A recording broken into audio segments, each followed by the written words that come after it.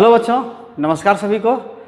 तो आज हम लोग मेजरमेंट में आगे बढ़ेंगे और इससे पहले जो हम लोगों ने बात किया था डायरेक्ट मेजरमेंट ऑफ लेंथ, और वहाँ पर हम लोगों ने बात जो किया किसके बारे में, वर्नियर कैलिपर्स, गेज, स्फेरोमीटर और डायरेक्ट जो आपको इंस्ट्रूमेंट बॉक्स में जो स्केल होते हैं या मीटर स्केल होते हैं, मेजरिंग टिप होते हैं, उनके बारे में बात किया।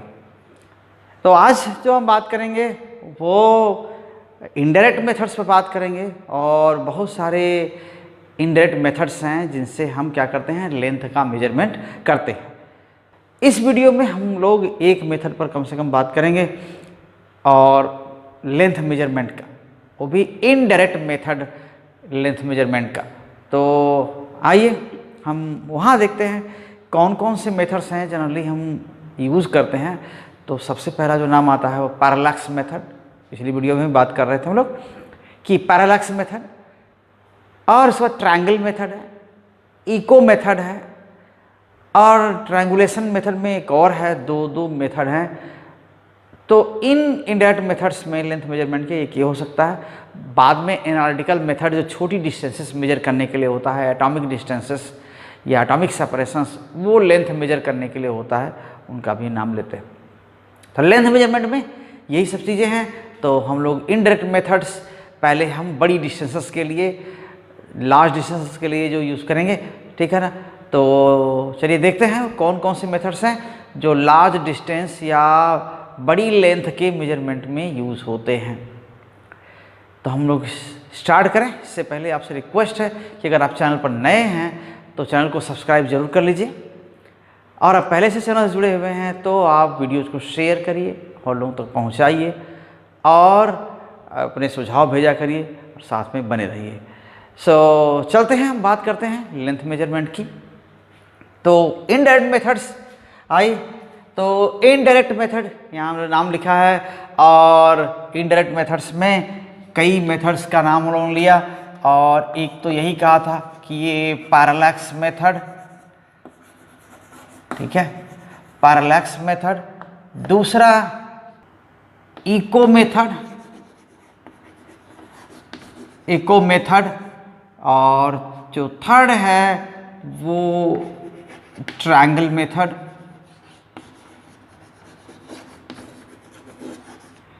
तो ट्रायंगल मेथड या जनरली इसको ट्रायंगुलेशन मेथड बोलते हैं। ओके, ट्रायंगुलेशन मेथड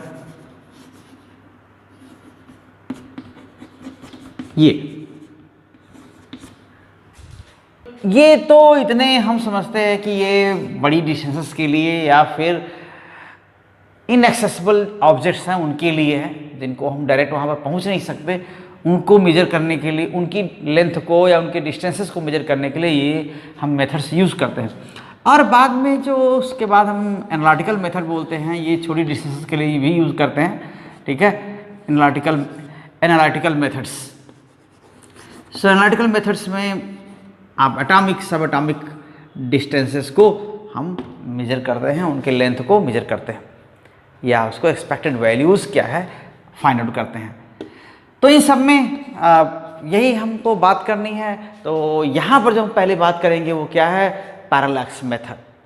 ओके, सो बारी बारी हम सब पे बात कर लेंगे, लेकिन अभी जो बात करना है वो पैरालैक्स मेथड पर बात करनी है। ओके, तो पैरालैक्स क्या है? अभी इससे कुछ दिनों पहले एक वीडियो मैंने पैरालैक्स पर एक जो शॉर्ट वीडियो दिया हुआ था, आप उसको जा देख सकते हैं कि पैरालैक्स है क्या। तो आप पैरालैक्स तब आता है जैसे हम एक ऑब्जेक्ट के रिस्पेक्ट में दूसरे को देखते हैं तो क्या होती है, उसकी पोजीशन बदलती हुई मालूम होती है। आप मान लीजिए चल रहे हैं रास्ते में, और किसी ट्री से मून अभी राइट साइड में दिख रहा था, और आगे बढ़ते रहिए तो क्या हो जाता है, जो ट्री है वो मून के सामने हो जाता है, और आगे जाइए तो वो ट्री क्या होगा, मून क्या होगा, ट्री से लेफ्ट भी दिखने लगेगा। तो ट्री अपनी जगह है, आप चल रहे हैं तो मून की पोजीशन बदल रही है। कभी वो राइट दिख रहा था, फिर सामने भी दिखने लगा, फिर लेफ्ट भी दिखने लगा। तो इस चीज़ को पैरालैक्स कहते हैं। You are seeing this moon with respect to tree, and you are getting many positions, okay, or if you observe the position of moon from two different points, then definitely you will get two positions of moon with respect to tree. तभी right दिख रहा था, किसी point पर आप खड़े हैं तो ट्री से राइट दिख रहा था, तो आगे बढ़ जाइए तो ट्री से लेफ्ट भी दिखेगा. And this is our daily experience, है ना, हमेशा से आप जानते हैं, देखते आए. तो इस तरह से हम क्या करते हैं, ये पैरालैक्स इन्हीं को बोलते हैं. तो हम इसी को हम पैरालैक्स बोलते हैं. और बहुत सारा पैरालैक्स आप भी ऑप्टिक्स में एक्सपेरिमेंट करते हैं तो पैरालैक्स करके नाम आता है. तो पैरालैक्स का सीधा मीनिंग वही है कि एक ऑब्जेक्ट के रिस्पेक्ट में दूसरे ऑब्जेक्ट देखते हैं तो उनकी पोजीशन अलग अलग पोजीशन से देखेंगे तो अलग अलग पोजीशन भी उनकी मालूम होगी. ये लेफ्ट राइट वाली और थोड़ा ऊपर और नीचे वाली ये पोजीशंस मालूम होंगी. तो इस तरह से आप इसको देखते हैं. सो पैरालैक्स क्या है ये हम लोग देखेंगे. Okay, so when we observe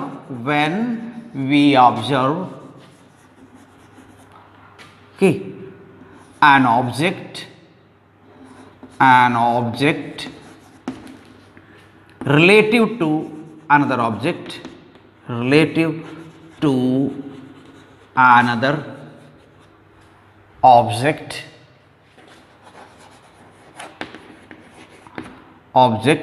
okay from two positions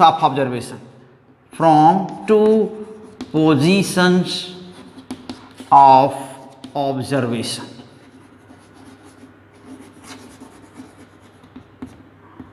okay. तो अब क्या हो जाएगा, ये ऑब्जर्व, तब हमको क्या मिलता है, दो पोजीशन मिलते हैं जिसको आप ऑब्जर्व कर रहे हैं. ठीक है, then we get two positions of object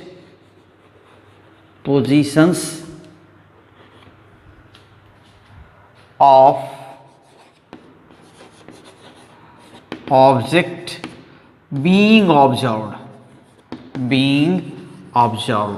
okay. इसी को आप पैरालैक्स बोलते हैं. तो ऐसे आपके डेली एक्सपीरियंसेस हैं, बहुत आसान चीज़ है कि पैरालैक्स को आप बताना. तो ये जो सेपरेशन है, मान लेते हैं आप कह रहे हैं कि ये यहाँ पर मून को देख रहे थे, यहाँ पर क्या है, ट्री है, यहाँ पर ट्री है. ठीक है, और देख कहाँ से रहे थे,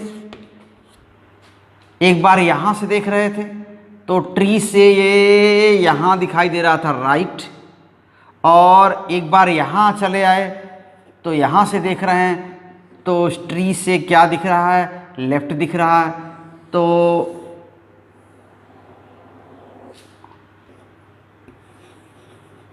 इसके रिस्पेक्ट में देख रहे हैं ऑब्जेक्ट, ये ऑब्जेक्ट है जिसको आप ऑब्जर्व करें, object being observed, okay, being observed, ये हम इसको देख रहे हैं और ये रेफरेंस है. ठीक है, या इसके रिस्पेक्ट में हम यहाँ से राइट, यहाँ से लेफ्ट देख रहे हैं तो ये क्या है, आप कह सकते हैं इसको रेफरेंस कह सकते हैं. ये हो गया. और ये पॉइंट्स ऑफ ऑब्जर्वेशन, ये क्या है, these two are points of observation. Okay, points of observation.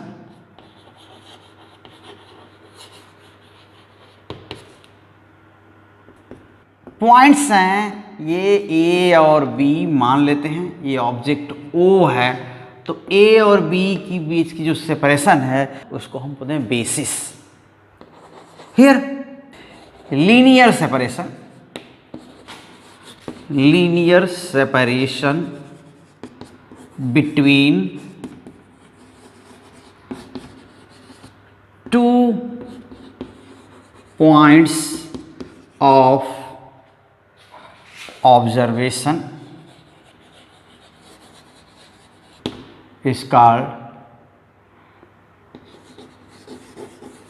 basis.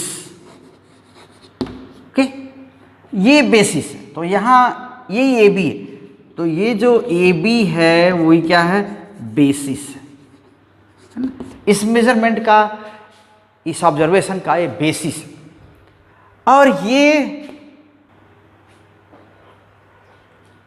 तो यहां पर जो हम लोग लिखे थे, देखिए यहां छूटा हुआ है, दिस इज कॉल्ड पैरालैक्स, यही पैरालैक्स है।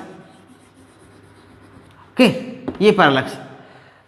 तो ये जो एंगल है यहां पर, इस एंगल क्या बोलते हैं, पैरालैक्टिक एंगल, पैरालैक्टिक एंगल। सो पैरालैक्टिक एंगल यही है।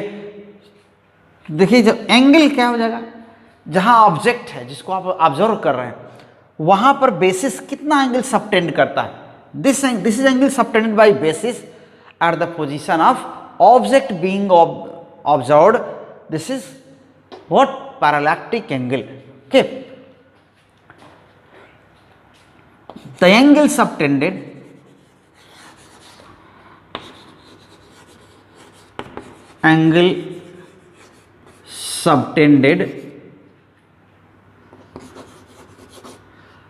by basis, okay, the angle subtended by basis at the position of okay, position of object which is being observed,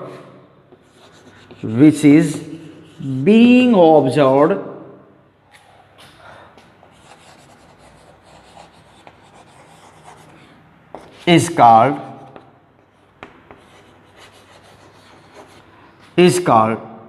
पैरालैक्टिक angle.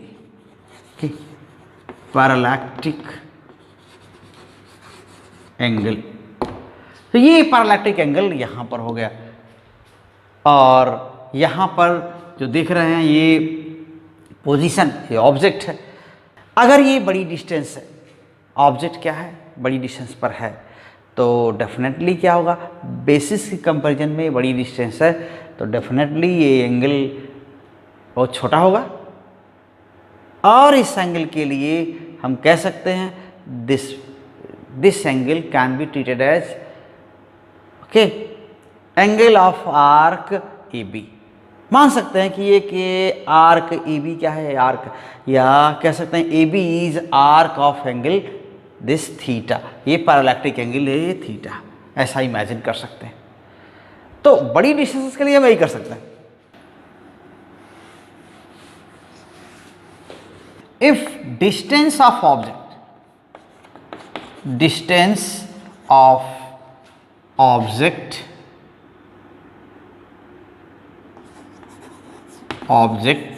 is large in comparison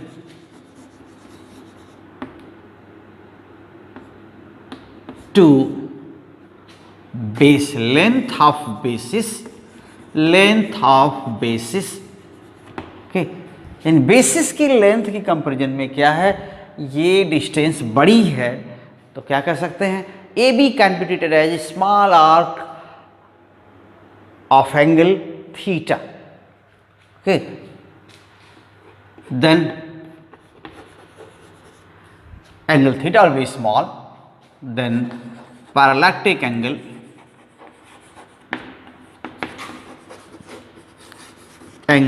will be very small. Okay, and this AB can be treated as arc of angle theta, and basis AB can be treated as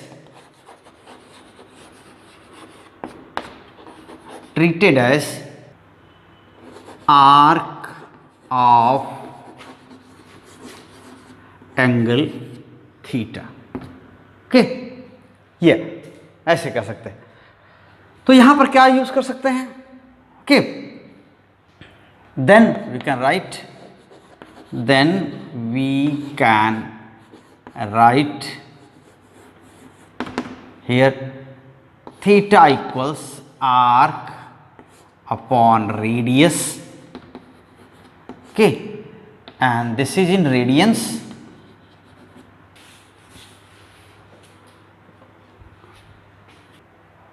or theta equals AB upon OA, or theta equals AB upon OB. So OB is the distance to be measured. Okay, this is a length OA or OB is to be measured.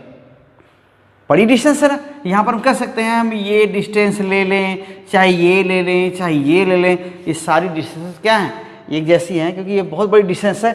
थोड़ा ये थोड़ा ये ज़रूर straight है, लेकिन इसका ये नहीं मतलब है कि बहुत ज़्यादा अंतर होगा।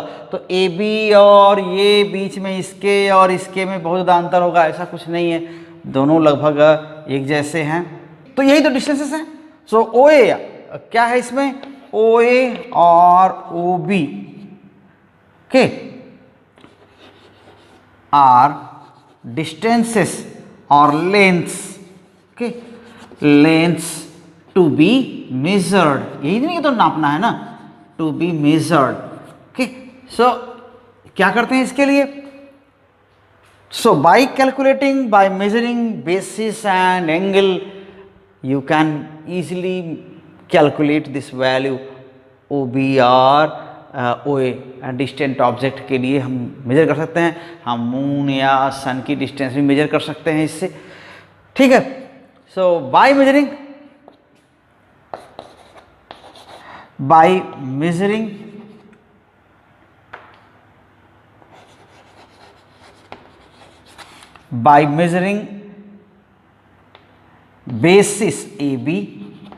basis AB and angle theta, okay, we can estimate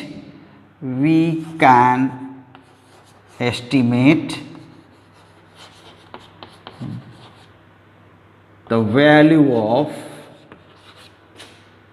okay, क्या लेंथ OA और OB, ठीक है। OA या OB की लेंथ को ये क्या कर सकते हैं, हम मेजर कर सकते हैं। तो ये हुआ। ऐसे तो देखिए OA को हम क्या लिख सकते हैं, ये OA equals AB upon theta, यानी ये distance, okay, distance equals basis upon parallactic angle.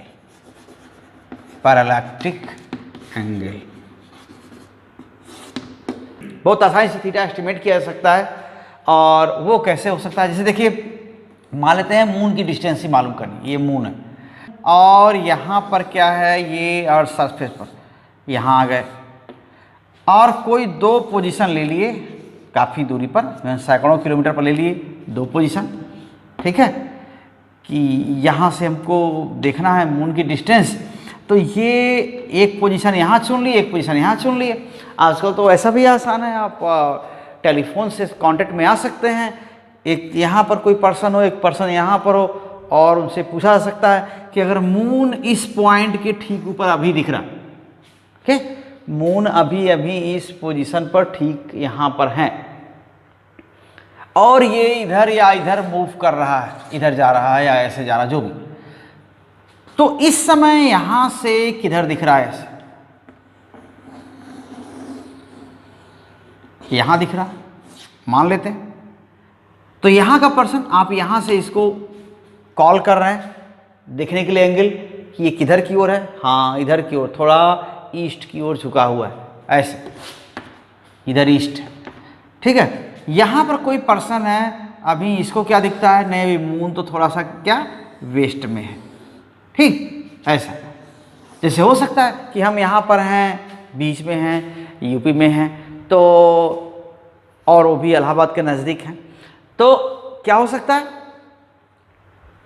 कि यहाँ से आसाम में कोई है या यहाँ से गुजरात में कोई है, तो दोनों के लिए अलग अलग होगा। अगर हमारे इलाहाबाद में दिख रहा है कि मून ठीक ऊपर है, ठीक, तो आसाम वाले को वेस्ट में थोड़ा झुका हुआ दिखाई देगा और गुजरात वाले को थोड़ा ईस्ट में झुका हुआ दिखाई देगा। ये तय है, क्योंकि वहाँ में सन के मूवमेंट में भी क्या है, या सन के ठीक ऊपर ओवर द हेड होने की जो का टाइम इंटरवल है वो है ना, तो आसाम से गुजरात तक सन के या मून के ओवर हेड होने में उनमें भी टाइम इंटरवल क्या है, टाइम गैप क्या है, 2 घंटे के आसपास का है। तो बहुत बड़ा टाइम गैप है। तो इस तरह से क्या होगा, अगर यहाँ पर अभी ठीक मून ऊपर दिख रहा है तो यहाँ पर कोई आसाम में होगा, यहाँ कोई गुजरात में होगा, तो उसको क्या दिखेगा, इसको वेस्ट दिखेगा, इसको ईस्ट दिखेगा थोड़ा। तो इससे हम गैस कर सकते हैं कि ठीक है ये कितना एंगल है, ठीक है ये एंगल कितना है, ये एंगल कितना है, ठीक है। तो ये वर्टिकल डायरेक्शंस हैं। हम मान लें फ्लैट, बहुत फ्लैट तो है नहीं, यहाँ भी थोड़ा कर्व है, लेकिन हम ठीक है ये वर्टिकल डायरेक्शन ये है, एक वर्टिकल डायरेक्शन ये है, यहाँ वर्टिकल डायरेक्शन से कितना झुका हुआ है ये हम मालूम कर सकते हैं। सो दिस इज θ1 और दिस इज θ2, ठीक। तो ये जो एंगल हैं लगभग इन दोनों एंगल आप इमेजिन कर सकते हैं कि ये इससे ये एंगल कैलकुलेट किया जा सकता है, ठीक है, इससे ये एंगल कैलकुलेट हम कर सकते हैं। तो अगर हम इसको ठीक अभी पैरेलल आपस में मान लें, लगभग पैरेलल मान लें, तो ये θ1 प्लस θ2 यही क्या हो जाएगा, थीटा हो जाएगा, θ1 प्लस θ2। हाँ, अगर ये पॉइंट्स बहुत ज़्यादा दूर हैं तो थोड़ा फर्क पड़ेगा, क्योंकि ये फिर 90 है, ये 90 होगा, और देख रहे हैं ये कर्वेचर भी है थोड़ा, तो थोड़ा सा कैलकुलेशन में अंतर आएगा। लेकिन अभी हम यहाँ मान के चल रहे हैं कि ये दोनों पॉइंट्स जो A और B हैं, ये पॉइंट्स के बीच जो ये फेस है या सरफेस है वो फ्लैट है या स्ट्रेट है। तो इस डिस्टेंस के कंपैरिजन में देखा जाए तो ये छोटी डिस्टेंस है, और यहाँ से आसाम से गुजरात तक की डिस्टेंस आप क्या कर सकते हैं, आप 2500 किलोमीटर का अंतर है। तो और ये क्या है, कई लाख किलोमीटर में 3,84,000 किलोमीटर, तो बहुत ज़्यादा अंतर है। तो ऐसे में थोड़ा हम इसको कुछ देर के लिए फ्लैट मान सकते हैं, या फिर एंगल कैलकुलेशन में अंतर आएगा तो उसको एडजस्ट कर सकते हैं। मीन्स ये एंगल अर्थ से, कहने का मतलब क्या है कि ये एंगल अर्थ से ही पता किया जा सकता है कि ये है कितना। तो ये एंगल अगर पता हो जाएगा, ये बेसिस पता हो जाएगा, तो फिर ये डिस्टेंस आप इसको कहिए चाहे इसको कहिए चाहे इसको कहिए, बहुत ज़्यादा अंतर नहीं है ना। ये और ये वैसे देखने में ज्योमेट्री के हिसाब से तो लग रहा है कि नहीं डिफरेंस होगा, लेकिन बहुत डिफरेंस नहीं है। तो जो एस्टिमेटेड वैल्यू आएगी डिस्टेंस की वो तीनों केस में वही होगी। तो इस तरह हम इसको ट्रीट कर सकते हैं। बेसिस को मेजर करना आसान है, पैरालैक्टिक एंगल एस्टिमेट करना भी आसान है। Okay, so parallactic angle can be measured, parallactic angle can be measured from earth. Okay, ऐसे तो ये हो जाएगा। ये जरूरी नहीं कि मून को ही ऐसा मेजर कर सकते हैं, या अर्थ पर भी कोई थोड़ा दूर किसी पोजीशन पर ऑब्जेक्ट है तो उसको भी आप उस डिस्टेंस भी मेजर कर सकते हैं। तो ऐसा किया जा सकता है, ठीक। तो इनका एप्लीकेशन आप कई बार हम लोग इसको देखेंगे कि क्या कर सकते हैं, बाद में कुछ प्रॉब्लम्स भी सॉल्व कर लेंगे इसके लिए, तो ये आपको और समझ में आ जाएगा। तो इस वीडियो को हम यहीं पर रोकना चाहेंगे, और उम्मीद करते हैं कि आपको समझ में आया होगा कुछ, और अगर नहीं कुछ दिक्कत आई होगी तो हमारे तक ये बात ज़रूर पहुंचाइएगा। और फिर आपसे यही उम्मीद करते हैं कि आप साथ बने रहेंगे, अपने सुझाव भेजते रहेंगे और वीडियोज़ को पूरा देखेंगे। तो शेयर करते रहिए, वीडियो देखते रहिए। Thank you very much, all the best.